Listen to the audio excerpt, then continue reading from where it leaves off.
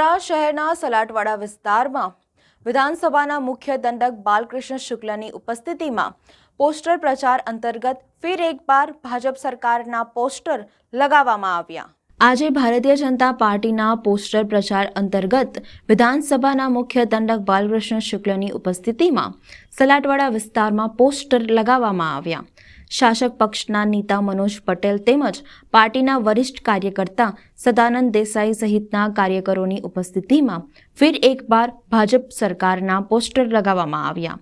ગત 26મીથી પ્રદેશ અધ્યક્ષના આદેશને અનુસરીને ભારતીય જનતા પાર્ટી દ્વારા રાજ્યભરમાં વોલ પેઇન્ટિંગ અને પોસ્ટર લગાવવાના કાર્યક્રમ શરૂ કરવામાં આવ્યો છે, જે હેઠળ આજે સલાટવાડા વિસ્તારમાં પોસ્ટર લગાવવામાં આવ્યા। વધુ માહિતી વિધાનસભાના મુખ્ય દંડક બાલકૃષ્ણ શુક્લ દ્વારા આપવામાં આવી। આજે રાવપુરા વિધાનસભા વિસ્તારના અલગ અલગ જગ્યાઓ પર 7 જગ્યા પર કેમ્પ કરવામાં આવ્યા છે। આવકના દાખલાના કેમ્પ કરવામાં આવ્યા છે। તેની સાથે સાથે આજે સલાટવાડા વિસ્તારના MCI સ્કૂલ ખાતે આ વિસ્તારના અમારા ચૂંટાયેલા પ્રતિનિધિઓ અને સંગઠનના નેતાઓની સાથે વડાપ્રધાન શ્રી નરેન્દ્રભાઈ મોદીજીના મન કી બાતનો કાર્યક્રમ, જે 109મી આજે એનો કાર્યક્રમ હતો, તેને આજે બધાએ સાથે માન્યો છે।